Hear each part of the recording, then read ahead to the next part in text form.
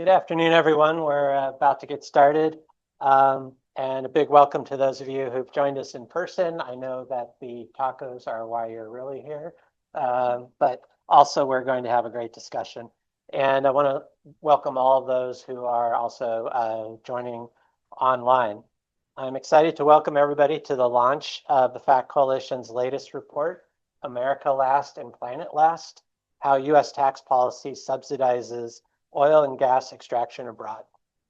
I'm Ian Gary. I'm the Executive Director of the FACT Coalition. The Financial Accountability and Corporate Transparency, or FACT Coalition, is a nonprofit alliance of more than 100 organizations, state, national, international. Our mission is to promote policies to combat the harmful impacts of illicit financial flows on communities, on global security, on the environment, and to campaign for a fair international tax system. The FACT Coalition's members include anti-corruption organizations, economic justice groups, human rights watchdogs, labor unions, environment and climate groups, small business associations. As you can see, it's a really broad network of organizations. Turning to the topic at hand, in 2022, I co-authored an op-ed with David Waskow from the World Resources Institute, explaining why the fight for climate justice is also a fight for tax justice. At that time, we said, while few are connecting tax fairness to combating climate change, making headway on this tax reform agenda is in fact a critical part of the puzzle for mobilizing action to tackle climate change. Since that time, gratefully, we have seen greater connections between climate justice and tax justice organizations. And this report and the stellar speakers that we have with us today are evidence of this kind of increased collaboration. The FACT Coalition's core work is critical to addressing the climate crisis, both at home and abroad.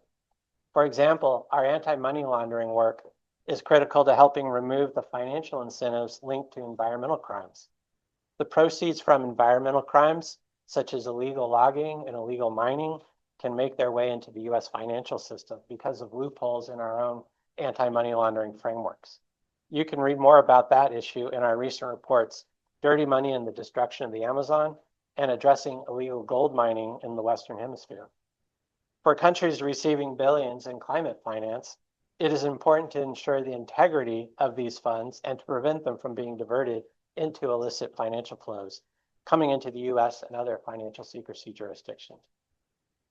Much of the conversation around aid to global South countries to deal with the impacts of the climate crisis, including the conversations that will be happening at the upcoming COP conference in Brazil, have centered around aid from the global north.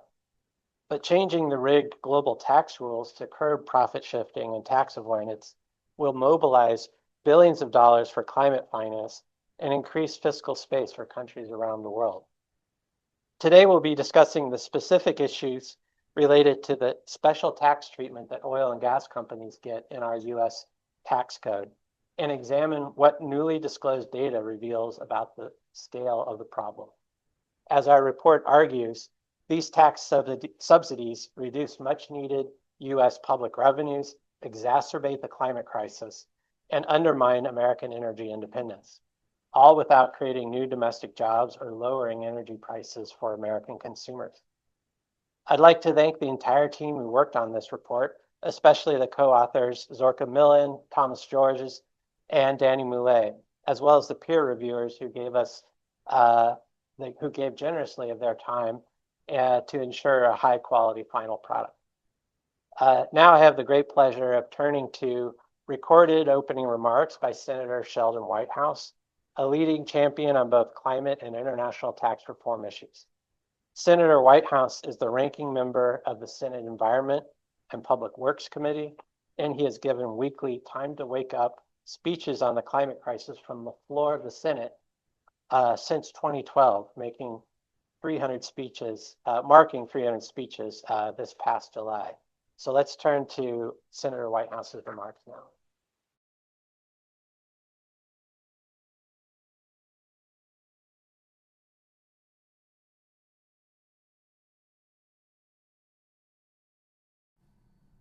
Hello, everyone. It's Senator Whitehouse. I would like to thank the FACT Coalition for inviting me to speak and for your indispensable work fighting global corruption. Big Oil has had a stranglehold on our tax code for over a century. The industry already gets to pollute for free. On top of that, American taxpayers are forced to subsidize it through special tax giveaways. As the FACT Coalition's important report shows, these giveaways include several $billion in annual tax breaks to produce oil in foreign countries. The jobs end up offshore, and the pollution harms us all. So it's hard to see what's good about that. Here's how the scam works. Under a regime known by an appropriate acronym, GILTY, if a multinational corporation funnels its profits offshore, it gets a half-off discount on its taxes. For Big Oil, half off wasn't enough. They secured an exemption from GILTY so they don't have to pay any U.S. tax on foreign oil and gas extraction income. Wait, there's more. Before 2017, income earned abroad from refining, transporting, and selling refined oil was taxed right away at the full U.S. rate. The 2017 Trump tax law instead moved this income into the GILTY regime, awarding Big Oil a 50% off coupon. The result of breaks like these, the FACT Coalition finds that American multinational oil giants actually pay more in tax to foreign countries than to the U.S. Treasury, even though they produce more oil here in America than in all other countries combined. How's that for America first? These and other tax breaks help explain why a giant company like Chevron has a tax rate in the single digits, lower than what a nurse or a firefighter would pay. All told, scrapping tax breaks for foreign oil production would save taxpayers over $75 billion over 10 years. President Trump loves to talk America first, but these giveaways put America and our climate safety last. You'd be hard-pressed to find Americans who think we should subsidize giant profitable companies to make things overseas. So how did our tax code get this corrupted? The FACT report sheds light on that, too. In the 6 months leading up to the passage of Trump's big, beautiful for billionaires bill, which included actually even more giveaways to Big Oil, the industry's biggest players spent $20 million lobbying Congress. It is past time to decorrupt our tax code, and ending tax breaks for polluters is a really good place to start. So thank you.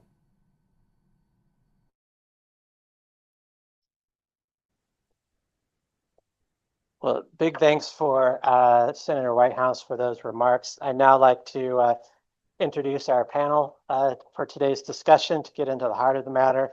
Very grateful to have Amy Hanauer here, who is the Executive Director of the Institute on Taxation and Economic Policy. Amy has more than 30 years of experience creating economic policy that advances social justice and is really a driving force in the U.S. tax justice movement. Joining Amy today are Eric Pica, who's president of Friends of the Earth US, Zorka Millen, our policy director and leading tax guru, as well as Matthew Gardner, who's a senior fellow also at the Institute on Taxation and Economic Policy. So over to you, Amy.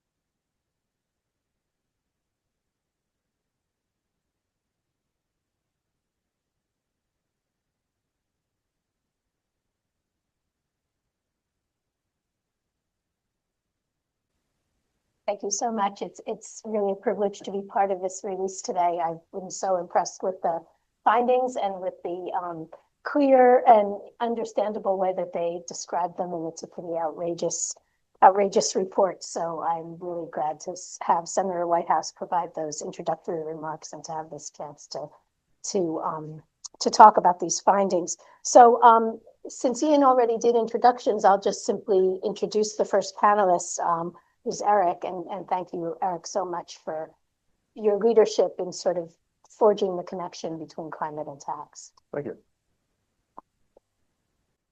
So, you want me to start or? Yeah, please. Okay. So I just want to say first, thank you to the FACT Coalition for inviting friends here to this panel, as well as just exposing the impact of the U.S. tax code on foreign investments, as well as the impacts of domestic investments and domestic revenue. It's just an amazing report. You should read it. Obviously, Senator Whitehouse has some really good talking points about it, and it's amazing. And this report is timely given the climate crisis, because let's really talk about this: the climate crisis and climate justice. It's the mining, the burning, the drilling of fossil fuels that is fueling the climate crisis at this point. And in fact, we are rapidly approaching and will be surpassing the 1.5 degrees Celsius limits that we set through the UNFCCC process for global limits on greenhouse gas emissions. And what is occurring as we get closer and closer to surpassing the 1.5 degrees? We're seeing more fires, the fires in California. We're seeing more hurricanes. We just passed the 20th anniversary of Hurricane Katrina, which could be labeled as the first climate refugee causing event in the United States. We're also at the point where we're seeing increased flooding in coastal areas, as well as in areas like Vermont, which saw like rapid flooding out of nowhere because of the climate crisis. And then we're also seeing related heat fatalities across the country in the United States, happening in Europe as well. That's just from climate change. And then if you look at the direct impacts of the mining, the drilling, the processing, the refining of fossil fuels into plastics, into fuels and whatnot, you see increased cancer rates in communities, Cancer Alley in the Gulf South, increased asthma rates. You see destabilization of global communities. Wherever an oil and gas industry is planting itself, you see destabilization of governance, which is a key mission of FACT and the coalition about what these resources do and how they impact communities. And then we're seeing the new crisis, which is the plastic pollution crisis, right? We're seeing this is all linked to the fossil fuel production, oil and gas. So that's why this subsidy conversation is important. And it's important to go back and understand where the tax subsidies evolved from.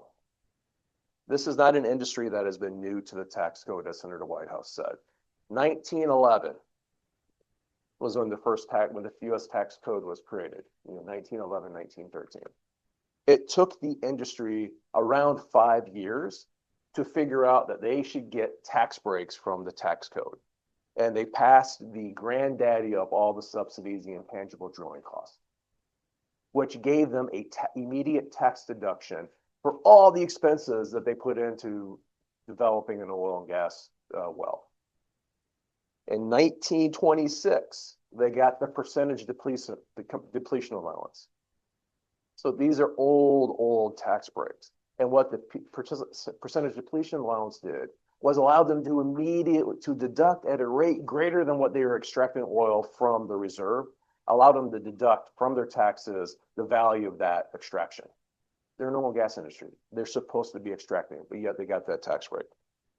And over the last 100 years plus, they've gotten 16 plus subsidies in the tax code, totaling now over $30 billion a year.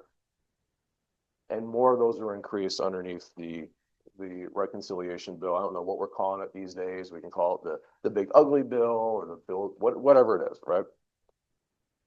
So these tax credits are important because we have to stop developing fossil fuels and we have to stop and actually pull back on the reserves. The International Energy Agency called for no more additional fossil fuel investment, period. No more. You've got folks like Oil Change International saying, look, not only do we have to stop, but you look at the carbon budget that we're in, you have to reduce by 60% all of the reserves that are currently in play right now. But what do these subsidies do?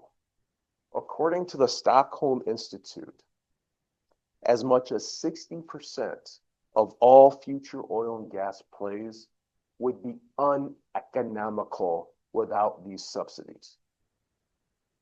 Imagine that. 60% of all oil and gas plays would be uneconomical without these oil and gas subsidies. That's why this conversation about tax breaks and subsidies are important, right? Because we're talking about a key lever to prevent the oil and gas industry from increasing drilling. And countries of the world believe that we should be doing this. You know, you got 20 countries, including the United States, saying we should end fossil fuel subsidies and oil and gas subsidies. You know, but we've seen that that's not terribly serious at this point, right? Particularly in the United States. But it's not just the federal subsidies that should be concerning to us. Just like what FACT found about US subsidies supporting international development and international plays, countries paying more in taxes, the same thing's happening at the state. There are state royalty rates and tax rates that are higher than US government tax rate right now, right? New Mexico, Colorado all have higher royalty rates. We also have to look at, so that's a good thing, but that also means the United States is, the federal government's far behind. The thing we also have to look at is not just the federal subsidies, but the major oil and gas producing states in this country: California, New Mexico, Pennsylvania, Colorado, Louisiana, Texas. They all subsidize the fossil fuel industry. Louisiana is going to have tax abatements worth more than Sierra Club found this out, $21 billion for liquefied natural gas plant. So the subsidization of the oil and gas industry in the United States is hurting the climate. Pay to play to die is what, kind of what the federal government's doing right now. But as you look at the state revenues, and this is where the linkage between climate justice and environmental justice and tax justice all come together. If you look at where we're heading, you look at the state budget deficits, you look at the federal budget deficit, you look at the cuts in social welfare programs. New Mexico right now is going to see a loss in oil royalty revenue because of Trump's tax reconciliation bill of $1.8 billion over the next 10 years. That's money that goes to schools, money that goes to community development. This tax bill and the subsidies that are involved in it are impacting every sector of our society, from the global down to the local. And it's also increasing the climate impacts, which are again impacting the global down to the local. It's a wonderful report. I'm here to continue the conversation, but let's just remember, this is a 100-year-old plus problem that we're trying to solve, and we must solve it. Otherwise, the industry is going to continue producing at the record levels that it's been doing so over the last decade. Thank you, Eric. That was a really good summary of both the findings of this report and the longer standing problems with subsidization of the oil industry. And I think it's fascinating with the amount of concern that gets directed toward any subsidies that are involved in trying to green our economy, to recognize that in fact we've been subsidizing the most dirty and polluting industry all along. So thank you so much for those comments. I want to turn it over to Zorka. We consider FACT to be the closest of partners to us at ITEP, and Zorka is the absolute pinnacle of the kind of partner that we want. So it's wonderful to have this very clear and well-written report, and wonderful to be part of this release. Zorka, what do you have to say? Thank you so much, Amy. I just want to make sure that, is my mic on? Yeah, okay, perfect. So I'm really happy to be here and tell you all about our exciting new report. Thank you to Eric for your kind words about the report, and also Senator Whitehouse and ITEP partners. Really happy also to be here among some of the kind of leading lights on climate and tax justice issues as we look at the intersection of these two issues that is alluded in his opening remarks. Why we in fact are looking at this. Just to add a bit of context, from the tax side, there's been a lot of attention on how companies, particularly companies in some sectors like pharma and tech, are dodging taxes by booking their profits abroad in offshore tax havens, places like Ireland, Switzerland, Puerto Rico. But we know that it's not just these particular two sectors. We know that the corporate tax problems that we have are systemic. We know that thanks in part to ITEP's work looking at the low corporate tax rates. And so what we wanted to do is to kind of move the spotlight to a different sector and raise some new, some fresh tax questions. And the oil and gas industry is an interesting one to look at because their most valuable assets that they have are reserves, are things that are under the ground that are not easy to move, unlike digital assets or intellectual property that tax lawyers can have fun and move around on paper. We also, from a climate frame, can we start the presentation? Yeah, next slide. From a climate frame, Eric did a really good job discussing this, but we know that these companies are, their products are the main driver of the climate crisis. We've known that for a long time. And there is latest scientific research that attributes responsibility for trillions, many trillions of dollars in climate damages to specific companies. Just by way of example, a couple of $1 trillion for Exxon and Chevron each. So huge staggering sums. And right now, those staggering costs are borne by all of us. By one recent estimate from Brookings, there are hundreds of dollars in climate damages that are, for each U.S. household, just in the U.S., let alone in other countries. So right now we are, kind of paying the cost. But of course, I think for most people, it's just going to be common sense that the way to pay for these damages is, tax those who are responsible. And that was confirmed in a great recent poll that was done this summer by Senator Greenpeace and another two of our fantastic coalition members. And the interesting thing is that this is a finding that is universal, that is true, holds true everywhere, holds true in the U.S. Even across party lines. People agree with this. 3 out of 4 people think that this is a good idea. But what is the reality? How much tax are these companies actually paying? That's the question that we wanted to answer, and we took a deep dive into their financial statements.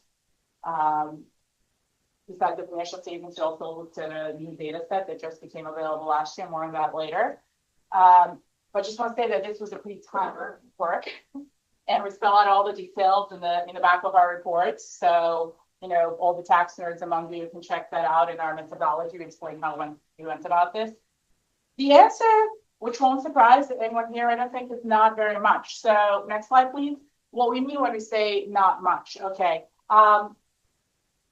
If we look at production, so where those kind of fixed and movable assets are, right now the U.S. is the world's top oil producer. The chart on the right is from the U.S. government Energy Information Administration, and it shows that the U.S. in recent years has overtaken Saudi Arabia and Russia as the world's top oil producer, and the picture is similar for gas.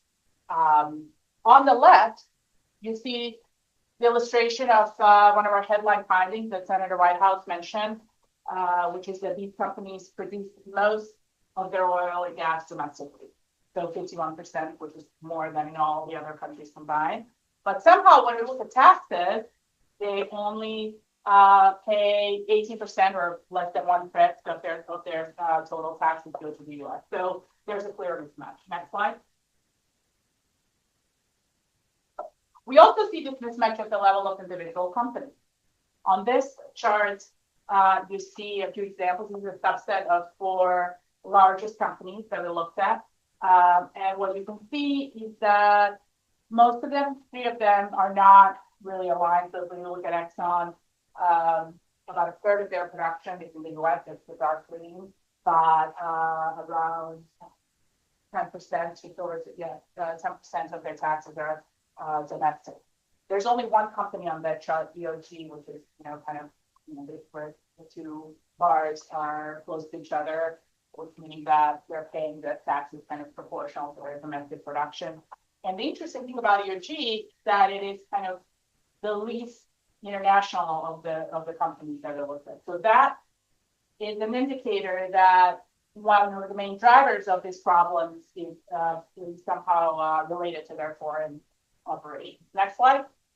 So moving on from production, in the tax world, we always like to look at rate. So that's what we did here too. And this table shows at a glance kind of all of our findings, who's paying how much. And when you crunch all the numbers, we find pretty low rates, 14.2%.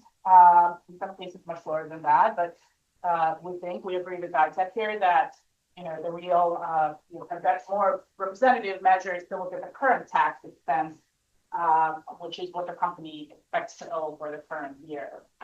Without going into the weeds, just to say that measure doesn't include taxes that they defer, which are due in future years, and we know in some cases that can be deferred for a long time, sometimes even indefinitely. And if we look at it that way, the average aggregate is 12.1%.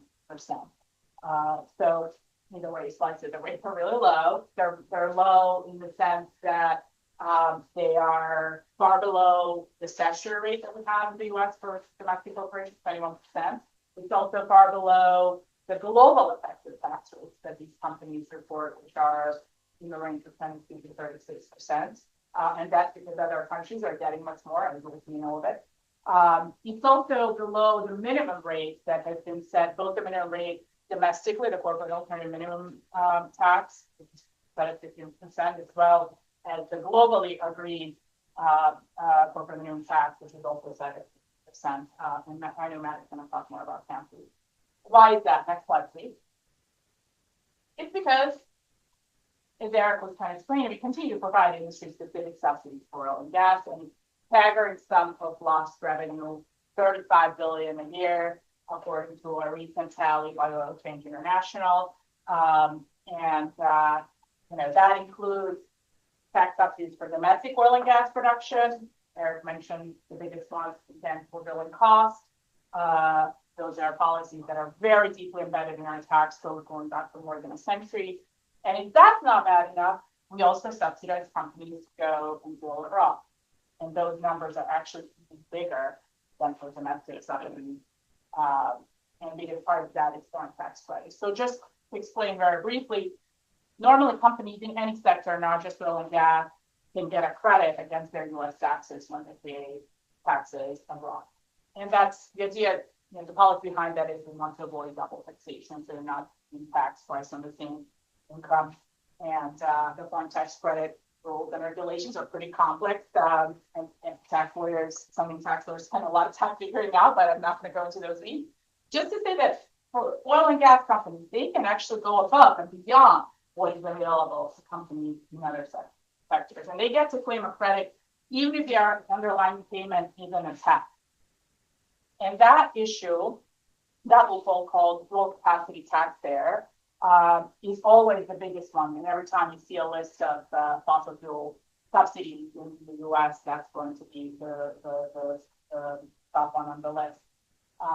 This is also a place, I should say, where things get tricky from a national security perspective, because, given the kinds of places where these companies operate, there's a risk that U.S. taxpayers are subsidizing payments to, rich government, regimes in places like Venezuela or Libya that we might not necessarily want to subsidize. The last one on the list, there's another tax favor that multinational oil and gas companies have, which is just specific to them and sets them apart from other sectors. Senator Whitehouse explained this in his comments, that since 2017, all U.S. corporations have to pay a minimum tax on their foreign income, which has this charming acronym, GILTI. Now it's been changed to a much less charming acronym, NCTI, and basically just, getting the tax bill practical what that means. But one of the issues with GILTI is that it's set far below the domestic rate, so it's going to be around 14% next year, which is a problem, and it's part of why we say that we have a tax code that is America last, because we have a tax break for foreign income built into the code. But the thing with the GILTI is that it doesn't apply to everybody. So there's one industry that got out of it. Take a guess, it's oil and gas. You know, they don't have to worry about this because they got an exception for foreign oil and gas exempt income or FOGI. This chart shows companies that have, total FOGI. See, almost half of it is Exxon. So the thing about FOGI is that it is very heavily concentrated among the biggest corporations. I mean, the top three are, almost 90% of the total. Okay, so now in the US, where are they actually paying tax? Next slide. Here's a chart that answers that question in the case of Exxon. Comes from a newly disclosed information that just recently became available last year.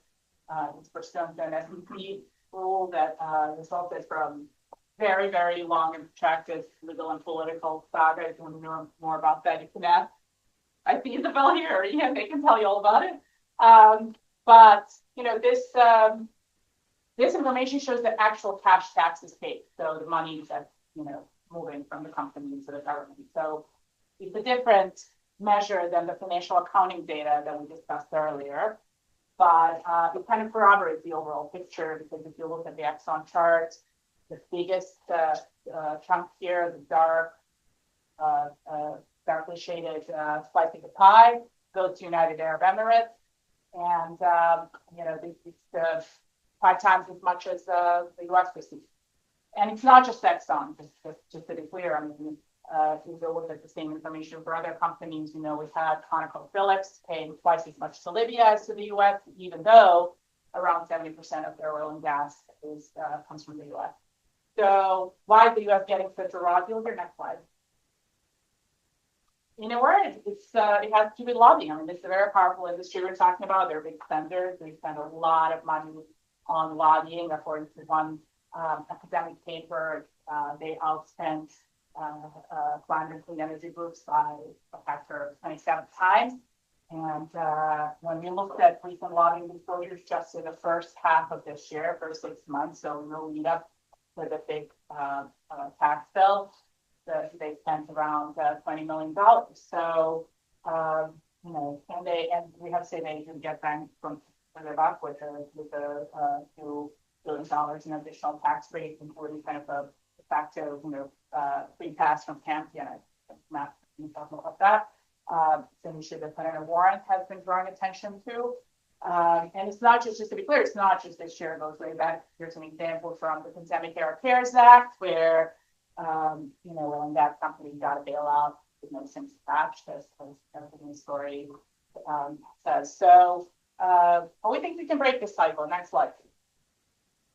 The corrupt tax. That was kind of like how I like that. Here's some of the solutions. First, we need to repeal all these subsidies.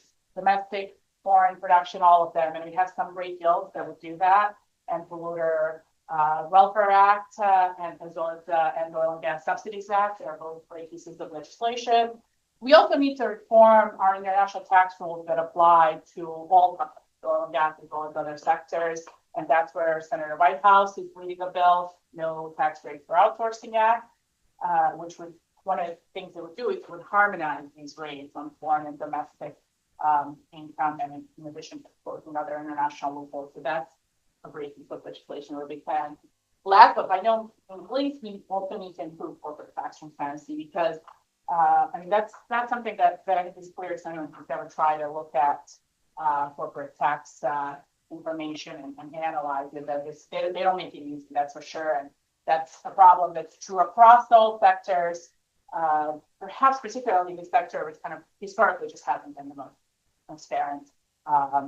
And we're starting to see some small signs of progress on this front, slowly but surely, with improved tax accounting rules that are coming into effect soon.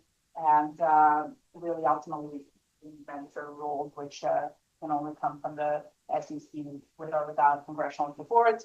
Of course, let's say none of this is going to be easy, given the information I had on my previous slide, but it is something that takes political courage and leadership, but it is possible and it is necessary. Thank you. Thank you so much, Zuka. I feel like my blood pressure is rising faster than the temperature. but of the planet. But it is also really clear that you're putting forth really practical and doable solutions. And that the current administration is moving away from a lot of those things. I'm not confident about getting more transparency with an underfunded IRS or a disappearing IRS. But I think what you're laying out is a really travelable path, and we just have to maybe realize it's going to take maybe an extra year to get there. So thank you so much. I want to introduce Matt Gardner, my colleague and a senior fellow at ITEP, and one of the biggest experts on corporate tax avoidance in the country. And I just would love to hear what Matt has to say about this report. Sure, thank you. First off, Amy meant physically biggest, not smartest. So first off, thank you to Ian and FACT for championing this important work. It's terrific to have an organization of your reputation weighing in with a report of this kind. I think it could really help move mountains. Second, I wanted to thank Eric for explaining intangible drilling costs and percentage depletion so that I will not have to.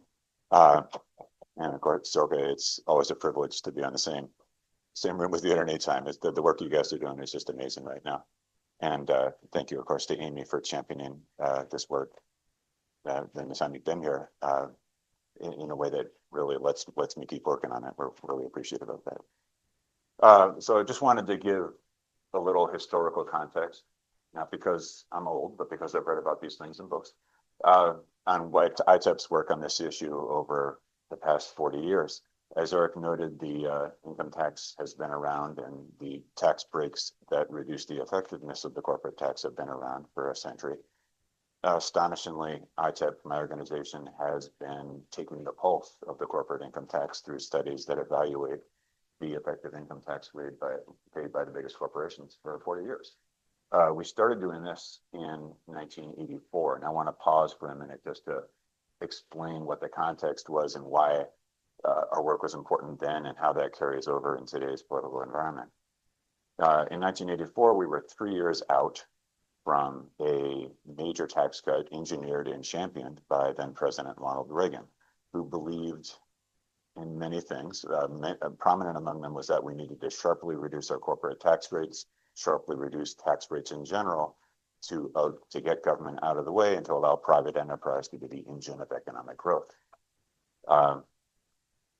What was interesting, and I use that in a bloodless sense, it was awful, not interesting, is that in the moment, there was very little data out there as Congress, spurred on by the Reagan administration, cut the corporate tax, the ribbons, about what the impact was going to be, whether it was the immediate and long-term revenue impact on the US budget, which is already in a bad place, on the tax payments for specific corporations or specific industries, on the secondary impact on state budgets, which we know are a thing because state corporate income taxes depend critically on the health of federal corporate income taxes to have any collections at all. Congress had some Cliff's notes on how much the tax cut overall was going to cost. They had some general ideas about what they thought was going to happen to corporate tax revenues, but this was all pretty speculative.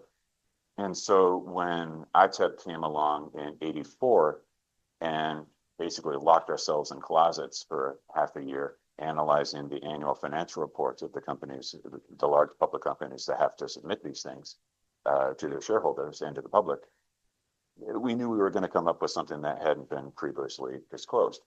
As a data note, without getting too much into the weeds on it, the reason we and in fact are able to do this sort of work is that at the moment, and for quite some time, the Securities and Exchange Commission has required publicly held corporations to disclose basic information in their annual financial reports about their pre-tax income, their income tax expense, and to do so at least in broad ways geographically, disaggregating these two items into US income and tax, including both state and federal tax, and foreign income and tax, or basically just one big bucket usually. So it allows us to get a decent bead, subject obviously to the accuracy of the disclosures these companies make, on the effective tax rates that publicly traded companies are paying. So what we found with this initial study, the '84 study, we looked only at companies that were sufficiently big to be included in the Fortune 500, which then we viewed and still view as a pretty good proxy for the overall importance in the economy of publicly traded companies. And importantly, only looked at companies that had been consistently profitable in the first 3 years of the Reagan era. What we found is that these companies were paying an average tax rate of 14%, and that fully half of them, this is a sample of 250 companies, fully half of them had found ways to pay zero in highly profitable years during this 3-year period. So, you know, the barn door was open, and this caused an immediate public uproar. Didn't come to find this out until months later, but it also caused an immediate uproar with Reagan's own cabinet and with Reagan himself.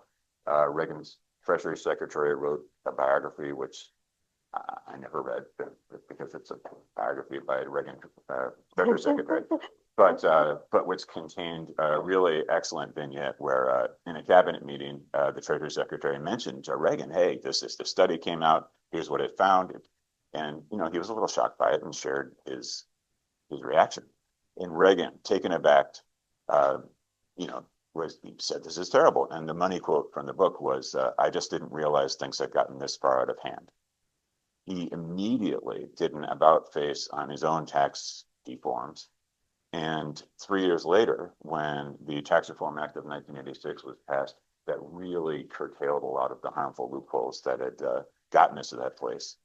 He was not a passenger on that train. He was certainly in the cab and possibly, arguably, the engineer. So his view of the policy priorities surrounding corporate taxes was changed completely by this sort of disclosure. And, you know, obviously Reagan hasn't lost any of his luster in the eyes of conservatives. But the fact of the matter is that this is a guy whose head was turned by these disclosures. And this is why we've been doing these reports for the last 4 years. The details have changed a little bit. The early reports were all about U.S. taxes on U.S. income. It was in the decade after that, as Zorka alluded to, we started to see a quantifiable, really big shift of U.S. profits out of the U.S. on paper and into foreign tax havens, both in Europe and in other parts of the world. And as 2017 approached, you know, we kept doing these studies every couple of years, and the findings were, to me, boringly consistent. We always showed that whatever the statutory tax rate was, the effective tax rate, that is taxes as share of income paid by these companies, was basically half of that. So during the 35% tax year, we'd see 17, 18%. 2017 comes along, everybody knows that tax changes of some kind are imminent. And so we put out a report, you know, meant to really change the minds of the public, showing that there really wasn't, if there was a problem with the corporate tax system, it wasn't the rate. That at a time when the 35% tax rate was still in effect, companies were paying basically half that. And that the real problem was this sharp gap between the tax rate on paper that companies ought to be paying and the effective tax rate they were paying. And I'm pleased to say that when we did release this report, you know, a good 6 months before the TCJA, the date got kicked in retrospect, it's clear that we really did delay the enactment of the Tax Cuts and Jobs Act by a good 5 minutes. So we're really pleased with the effect we had on that debate. Anyway, they cut the tax rate to 21%. Our most recent take on this, released last year, largely through the work of our data analyst, Spandan Marasini, showed that the way to, what we ought to think about is the impact of the Tax Cuts and Jobs Act on the health of the corporate tax is steady state. Whatever the tax rate is, companies are paying half of it. So if before they were paying 35%, half of 35%, now they're paying something close to half of 21%.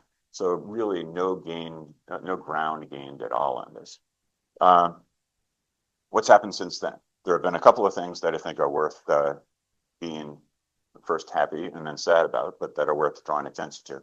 One, Zorka mentioned the passage of the Inflation Reduction Act in 2022, which, for whatever it means, is pretty clearly the biggest step forward for sustainable corporate tax reform in the time I've been working on this issue, and indeed in the time I've been alive.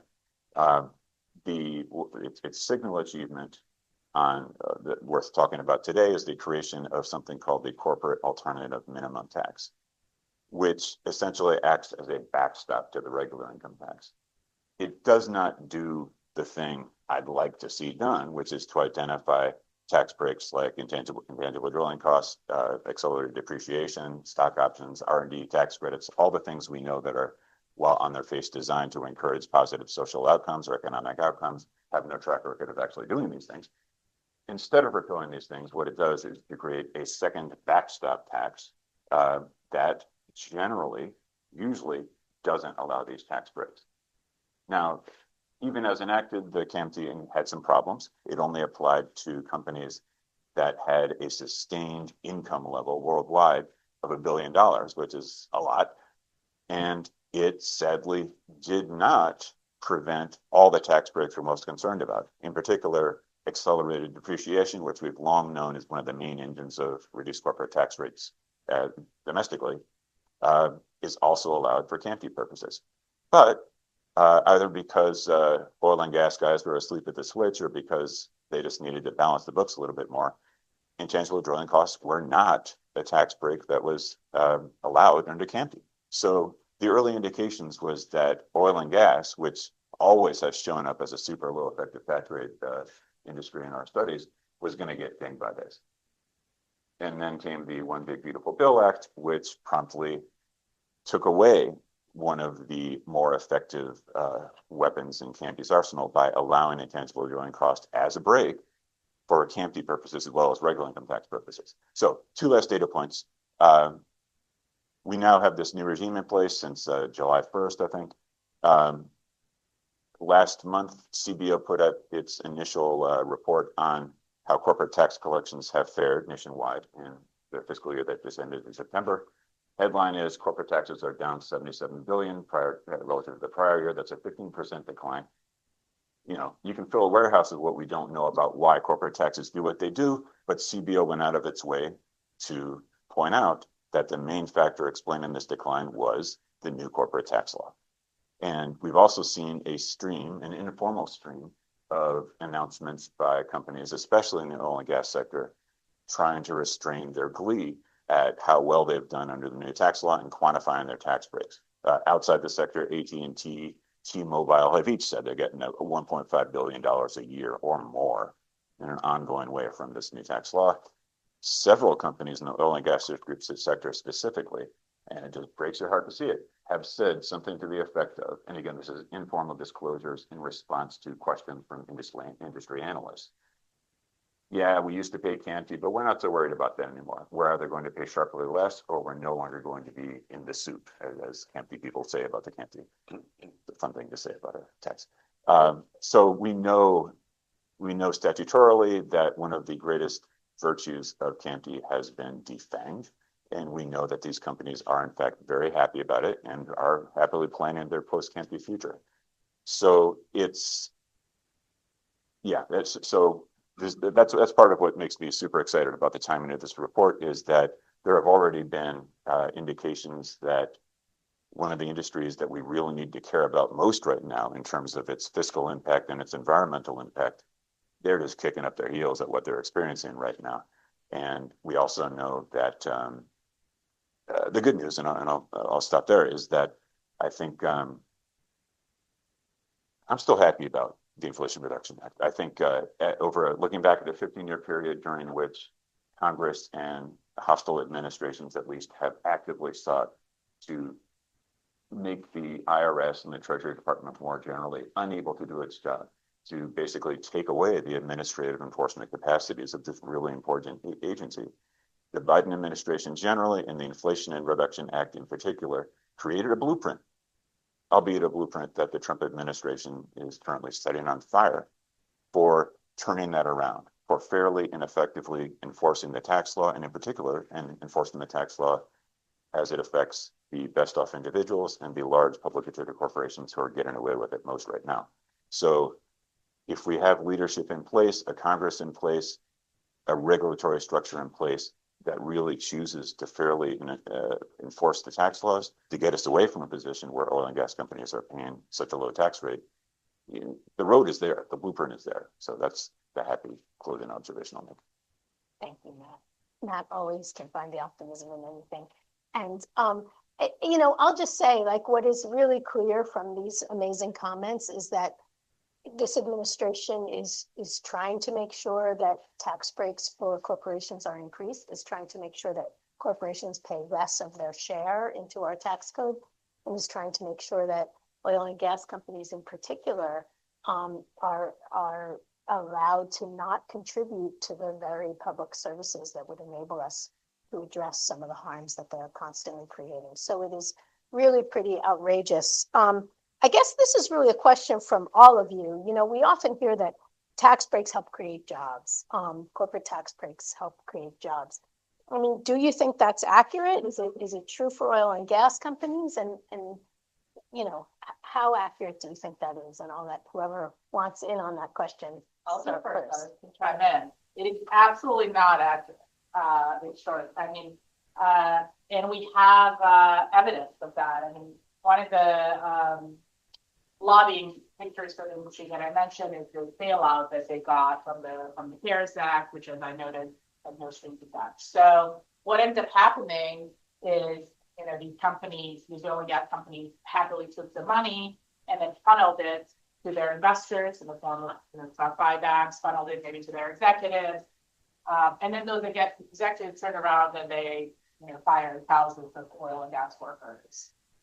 And we also are kind of starting to see some signs of that again this time around too, where there's reports in the industry press of mass layoffs in many oil and gas companies, including many companies that we analyze here, even though, as you saw, they're not paying that much in taxes and they're just getting more and more tax breaks. So it absolutely does nothing for job security. And I think that fact is one of the reasons that in our coalition, we have some of the strongest supporters of the international tax reforms that we advocate for are our labor union members, because they understand that this mythology around corporate tax breaks is just not true. Yeah. The only thing I would add is that through new technology that the oil and gas industry is using, like directional drilling, it's just takes less labor to get the reserves out of the ground. And so you're seeing much more automation, much more like with the directional drilling. They don't have to put rigs where the oil's at. They can go underground miles to extract the reservoir. So it's just a less labor intensive industry.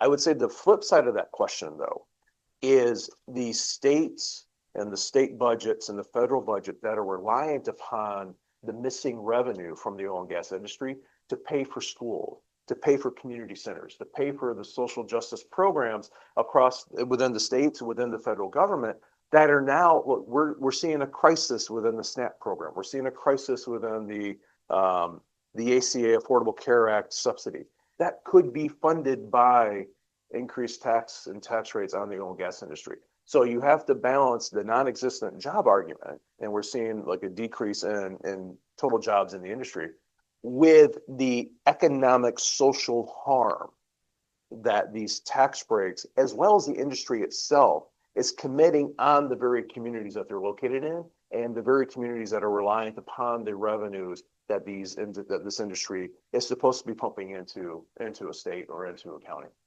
Yeah, absolutely. And there are sort of endless circles in all of this, because one of the things, of course, that we still need to do is to continue to green our school buildings and make them more efficient, as well as other government buildings. And this reduces revenue for that. And of course, on the tail end of climate disasters is the need for FEMA, which also has its budget very threatened by tax breaks for corporations. So there's a lot of outrage to go around. Matt, I don't know if you want to weigh in on that first question or not. Super quickly, first, echoing the excellent point Eric just made, the falsehood, the lie on which these promises are always built is this idea that corporate tax cuts more generally impose no social cost on us. We all know that the immediate cost, the long-term cost, is that the public investments that make life worth living, from infrastructure to healthcare to education, simply can't be fully realized absent this stream of tax revenue. So the folks advocating these things are pretending there's no such thing.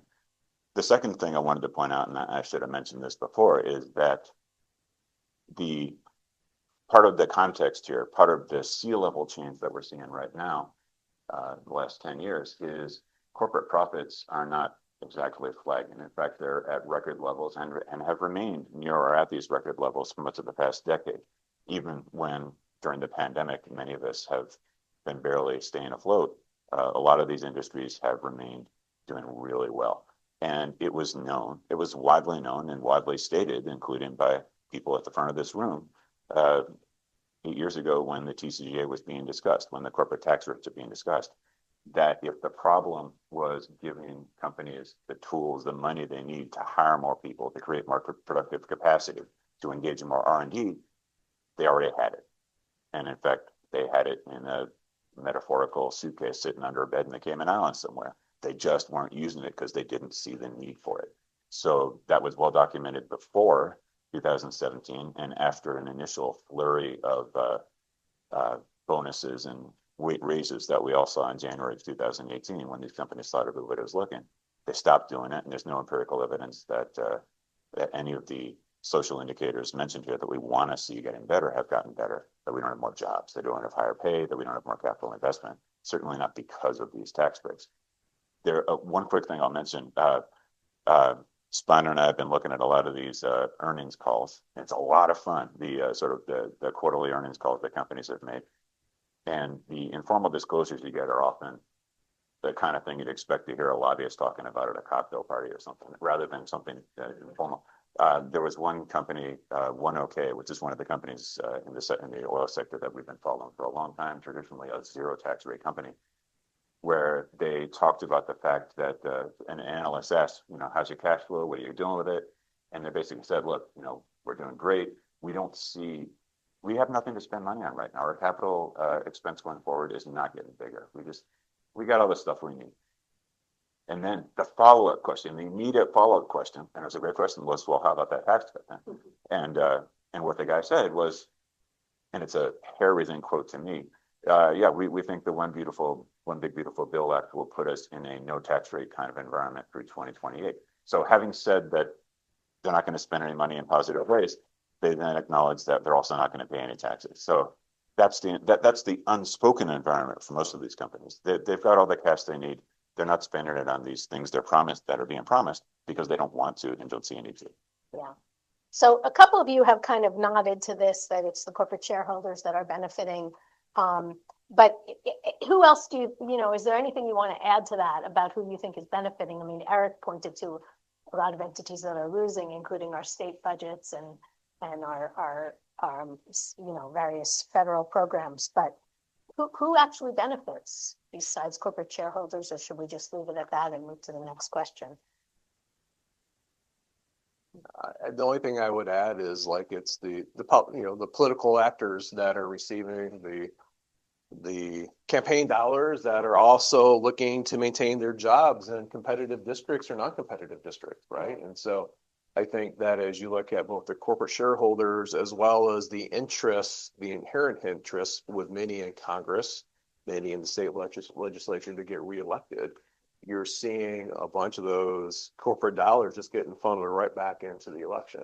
Yeah. And so there is a whole kind of industrial political complex that is being benefited by the largesse of the profits within the oil and gas sector as being one of the largest spenders within the political establishment. Yeah, thank you. Okay, and if folks in the audience have questions, I've got several more myself, but please start thinking of them and you can put up your hands and then I'll know that I don't get to ask all of my questions. Just Eric, people complain a lot, and I nodded to this in an earlier question about subsidies for renewable energy. So what do you think about that? How do they compare with subsidies for oil and gas? Yeah. What's your feeling? I mean, look, after the Trump reconciliation package, a lot of the subsidies for the renewable energy are now gone or being phased out currently, right? And so there's a philosophy that one has to take when looking at the tax code. The tax code is a moral document. What we incentivize or de-incentivize represents the morals and values that decision makers in the country where we want to go, right? And so the renewable energy sector is a relatively new sector to get subsidies within the context of the tax code. 1992 is kind of where they first started. And if the goal, as Friends of the Earth's goal is to see us phase out and phase down the use of fossil fuels and transition into renewable energy, more of an electricity-based economy, then from a morals and values perspective, it may not be an economic efficiency perspective. That's a different conversation. Right. But from a morals and values perspective, investing in renewable energies is the right thing to do. And of course, they will require more subsidies because they are a smaller part of the overall energy pie and energy production pie than say the oil and gas industry is, or even the coal industry. So, from the Friends of the Earth's perspective, from the environment perspective, from the larger climate perspective, as we're trying to phase out of fossil fuels, subsidizing the renewable energy as much as possible is a good moral value perspective when it comes to everything that we need to do. And so we hear, and this is why I raise the economic efficiency, argument, because you hear, well, it's not economic efficient. Well, the oil and gas industry has been receiving subsidies for over 100 years. They are an established industry that represents well over 10% of the United States' GDP. And yet we are still pumping over $30 billion, and that's just domestic subsidies, not the state subsidies, into this industry, right? And so obviously I just discount, I discount that conversation because it's just from a morals and values perspective, it's not what we should. If we were to talk about oil and gas reform, repeal the tax breaks, tax the pollution, do some sort of damage like Superfund when it comes to climate destruction, like pollute or pay. If we got to a point where the oil and gas industry and the fossil fuel industry, we got to all those three things, then I'd be like, okay, let's talk about renewable energy subsidies. How far they go? Should they be tailored down? But we're not there yet. Yep. Yeah. Right. Very well said. Thank you so much. I'm going to turn to Matt. One of the things about OBA is that it really begins to defund the IRS. We had just begun. We've just been on the verge of sort of fully funding the IRS, or beginning to get closer to fully funding the IRS, and it's been underfunded for a long time. But how will defunding the IRS bring this about? You said something earlier about the rate doesn't matter because companies don't pay the rate, or you said a little bit more elegantly than that. So what happens with the IRS funding? Yeah. First off, I mentioned the Inflation Reduction Act, which, far from fully funding the IRS, would have taken important steps and may yet take important steps if the right people are in charge to approach undoing a lot of the damage that has been done to Treasury's budget, to the IRS's budget in particular, over the last 15 years. What we know about the long-term trajectory of the agency is that just as the IRS has lost its funding, usually in inflation-adjusted terms, sometimes astonishingly in nominal terms, there's been a steady brain drain of the really smart, really dedicated people who need to be there in order to effectively enforce the tax laws. And so there's a couple of metrics that are worth keeping an eye on here. One is the audit rate, which, as has been widely documented, has fallen dramatically on the very largest corporations and the wealthiest individuals. And, that the IRS has, and I believe they haven't, it's possible that the guys in charge now haven't yet found it or something, because I think it's still an active document. They have a strategic plan in place that proposes to increase the audit rate on large corporations. Prospects for that are dimming rapidly. But the second metric, and I alluded to a minute ago, is it's not just about auditing. It's also about litigation. It's also about pursuing through legal mechanisms companies that we know are doing bad things. There's a concept that I'll mention just to see if it puts you all to sleep. I think it's fascinating, called unrecognized tax benefits. For the last 15 years, the companies that file these reports have been legally required. Imagine doing this on your individual tax return. They've been legally required to identify the probably baloney tax breaks they claim. Tax breaks they have claimed on their tax returns that they believe are more likely than not wrong, and that would be disallowed by a fully functioning tax administration. 3 companies alone we've looked at in the last couple of months: Meta, Facebook, Amgen, and Coca-Cola collectively have $20 billion worth of these tax breaks on the books right now. These are tax breaks where they're basically looking at the IRS and saying, okay, here's our tax return. I dare you.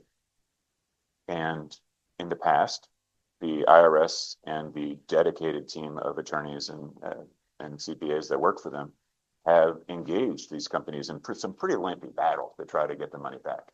There's a case right now, well, it's been a case for about 5 years, where the Coca-Cola Corporation now acknowledges they owe about $18 billion because they've shifted income out of the US and into a foreign tax haven. $18 billion is not the income amount, it's the tax amount. It's a pretty staggering amount. They have also essentially thumbed their nose at the IRS and at the American taxpayer by saying, we don't think we'll have to pay this.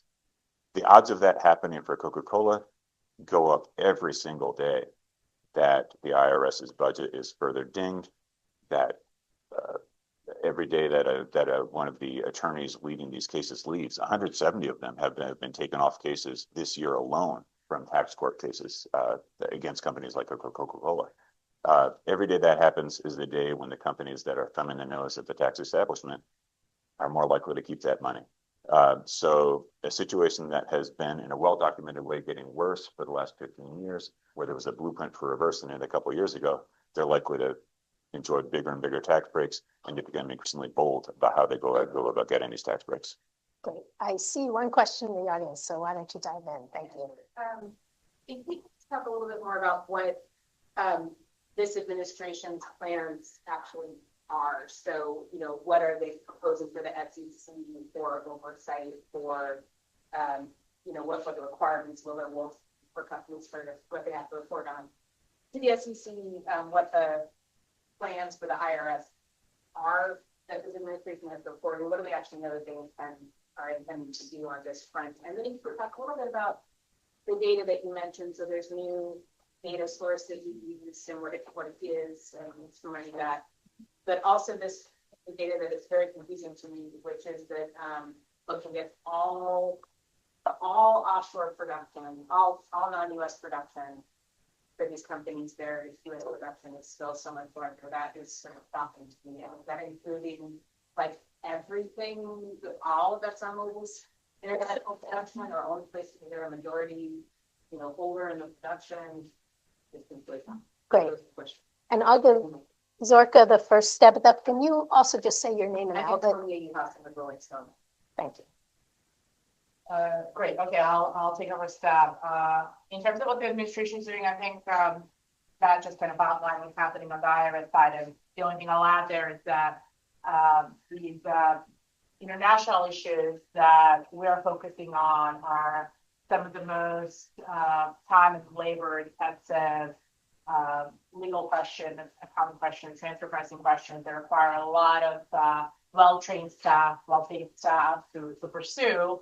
So from that perspective, the cuts to the IRS that we've seen this year have been very troubling, and some of the impacts are already starting to be felt. So things have not been great at the IRS. On the SEC front, we've seen indications from the SEC leadership that they are not really prioritizing investor interests as their mission requires them to do, but are instead kind of prioritizing, corporate interests over investors, and there are concerns that could result in both kind of decreased investor voice when it comes to shareholder proposals. And we have had some amazing shareholder proposals brought at many of these biggest oil companies that have been led by investors, including Oxfam and state-based investors and others. So there are questions around kind of that avenue of investor advocacy, as well as more generally in terms of, the deregulatory push from the administration, kind of whether there will be reduced amount of information that we see in corporate filings, and it's something to watch. Your question about new data, yes. So let me explain, give some context. This is information that is started to be reported last year pursuant an SEC rule that implements a provision of Dodd-Frank Act, in the section 1804 of Dodd-Frank Act. And it took a long time to get passed and then even longer to get implemented. And it is implemented thanks to actually the work of some people in this room. And I name check this all again and Ian. And it was not an easy battle by any means. I think it is actually in some ways illustrative of kind of, what we're up against. That, as I was saying, this is a very powerful industry. They spent a lot of money on litigation, on political lobbying. Every step of the way, they tried to challenge and weaken the implementation. But look, ultimately, we now have this information. So I think it is an example that actually shows that they are not invincible. To my mind, that is kind of one of the lessons. And it's a really valuable information because it shows the actual cash taxes flowing from the company to the government, different governments around the world. So it's actually what they pay cash in a given year. And then your last question, the last part, production. I'm not sure what I meant international. So that the international production of the companies is greater than, I'm sorry, the domestic production is greater than international. So some of these companies, like the biggest companies, Exxon and Chevron, there's been a lot of M&A activity in the sector, and they have been buying up some of the domestic players, the fracking companies, and that has kind of increased their, domestic production to the point where, in the aggregate, I mean, the data set that we had included 11 companies, Exxon, Chevron, Conoco, EOG, and 7 others. They are U.S. oil companies that have some foreign operations, different degree of foreign operations. So we kind of were looking at their as a subset of the oil industry that does operate abroad, because that is kind of where that is our starting point and our perspective. And so for that entire set of companies, the majority of their production is actually in the U.S. Great. Are there some other questions, or Matt or Eric, is there anything else you want to add to Zoka's answer there? The thing I would add on the SEC stuff is just the climate disclosure and scope 3. So you're seeing like the Trump administration just essentially knock out kind of all the process, all the effort that's been made to kind of elicit information from companies about their climate risk, climate exposure, all the way down to the scope 3 emissions, which is all kind of the secondary emissions.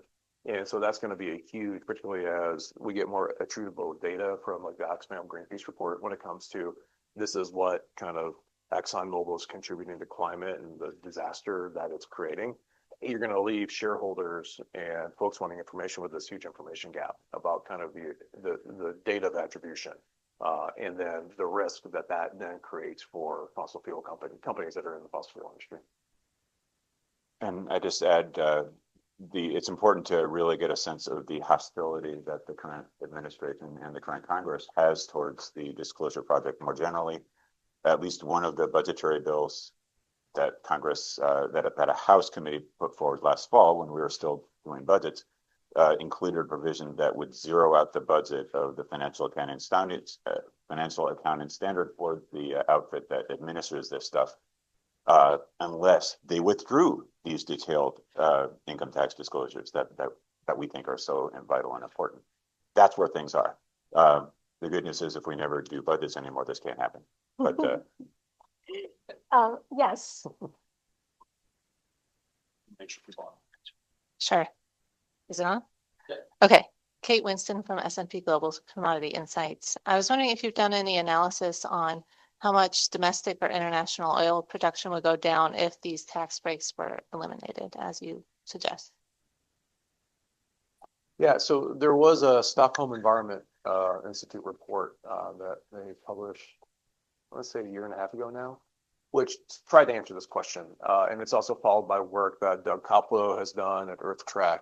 And so what the Stockholm Environment Institute report, and I can find the report for you because I'll do a bad job of citing the data. And they saw like the subsidies were propping up about 60% of the oil and gas plays. And so if you remove the subsidies, you would see a decrease in development of 60% in the United States context. So it's a pretty significant kind of it just helps, it just, because of the largesse of the subsidies, it just kind of takes all the risk out of development at this point. Anyone else want to weigh in on that? Otherwise, that's okay. Thank you. Muniya Consulting. I was with Department of Energy for a couple of years, but before that, did some work with Oxfam and the Publish What You Pay Coalition working on these 1504 disclosures. So congratulations to the FACT Coalition. Great to see these being put into practice. And just a couple of reflections I would have from our time in doing the lobbying on some of this. One is that when we heard from companies of what their arguments were against disclosure, we got a bunch of red herring arguments over the years, many, and we had to knock them out one by one. Some really crazy stuff I won't get into, but ultimately we realized that the tax payments in foreign jurisdictions was a key argument against their disclosure. And now we have a global standard around the world for some corporate tax transparency that was achieved because of this effort, FACT, and a range of others. So I think we're in a place right now where we can do this type of analysis, but let's be clear, this was the sticking point in litigation and a whole host of other areas, was actually disclosing their foreign tax payments because of the concern about equity and justice around their tax payments to the U.S. So and in terms of the S&P question, I think we're looking in terms of the oil price environment we're going into right now. I think this is a fundamental question.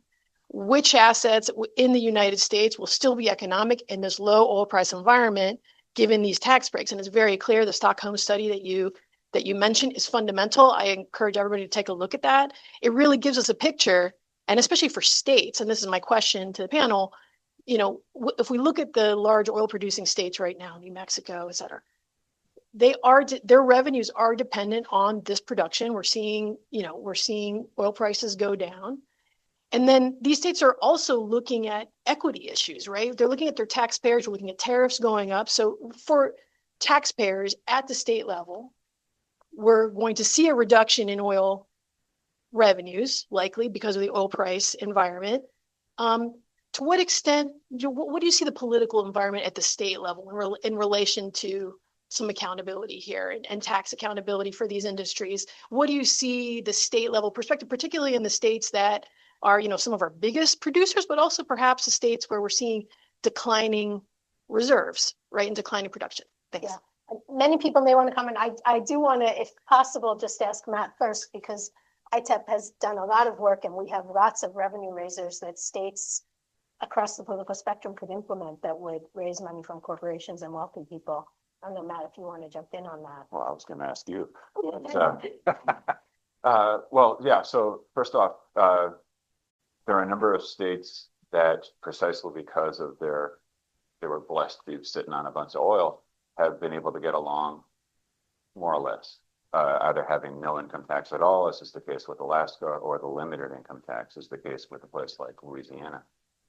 In the 25 years I've been working on tax policy, believe it or not, I've been able to work with state lawmakers in Alaska and Louisiana in particular at a time when there was a real political movement behind strengthening these taxes income taxes rather than eliminating them. And it was precisely because of the huge swings in the price of oil. That has not gone away in the sense that the laws of math simply must be obeyed at the state level in the way they don't have to be at the federal level. Every state has a provision, usually in its constitution, requiring with some variant of strength language, a balanced budget. And to the extent you're not getting revenues out of oil and gas for whatever reason, whether it's tax system or anything else, you got to come up with it somewhere else. So right now, the good news is that right now, there's an effort underway in a number of states, and could be in a lot more, to decouple from the harmful provisions of the new tax law that stand to further reduce corporate tax collections, either in the oil and gas sector or in other sectors, or on the individual side, that could really help build a bulwark against this trickling down to the state level. So Amy's in a way better position than I to comment on the current status of these things, but the incentives remain to solve this at the state level in a way that no one appears to want to at the federal level. And the stakes are every bit as large. Either of you have anything to add? If not, I want to squeeze in one more question. Yeah. The only thing, the only, Oh, the, go ahead. the only thing I would add is the states are getting hit in a couple ways. Like there are states that have a lot of federal lands that are producing oil, where where they take a cut of the federal oil royalty rate, right? And so you saw that rate reduced by 25% in the reconciliation bill. And so states like New Mexico, states like Wyoming are just, New Mexico is going to lose $1.7 billion over the next 10 years, right? Wyoming is now trying to figure out how it can get a deal like Alaska does, where it can grab 90% of the federal royalty and invest it in the state. So this is a big issue. The other two pieces, I think we have to look at this question that you asked and like all the cuts that were made in the reconciliation bill, whether it's SNAP, whether it's corporate taxes, it's putting more burden on state budgets to backfill what's now been cut. And in addition to that, you've got the oil and gas piece of it, which we're now seeing kind of radically change at the state level as well because of the bill. And so they're seeing revenue decrease. And so I do think that there is this political moment where you could at the state level, whether it's in California or New Mexico or Colorado or Pennsylvania, or even Louisiana, right? There's an effort in Texas right now where you can merge the efforts of trying to fund the social safety net programs with oil and gas subsidy cuts or tax abatement cuts to help balance their budgets. I think there's a real interesting political moment we're entering into right now. So I want to get to Ian to close us out in a couple minutes, but if you could ask your question quickly and if you all could answer quickly. Oh, sure. Alan Zibble with Public Citizen. Eric basically made my point, but just to add on that, specifically, one of the things that I think that nobody expected or was a surprise in the bill was that it cut the coal royalty rate in half, which Biden hadn't even raised. So Wyoming specifically has I think it's $50 million budget gap because they cut the coal royalty rate in half in hopes that somehow that would boost coal production and it would make it up somehow, which is clearly not going to happen. But it just they put their own people in a real pickle there, and that's definitely worth exploring further. Yeah. Any comments on that? It's the number of things to be outraged about is sort of infinite, and it's fun to be in a room like this and get a few more to go home with. I'll be great at a cocktail party tonight. Ian, I would love to have you just say a few words as we close out, and I really appreciate everybody's attention to that. Great. Thank you so much, Amy, and thank you to our panelists, to Eric, to Zorka, to Matt, and to everybody who joined us online and in the room. This report, I think, is groundbreaking, and we would really ask all of you to spread the word of this report and join us in the advocacy agenda. As people have said, the steps to take are there. We need to find ways to organize, bring in new constituencies, build linkages between movements, and advance this agenda for reform in these tax breaks for some of the least deserving in society. So thank you very much. Thank you.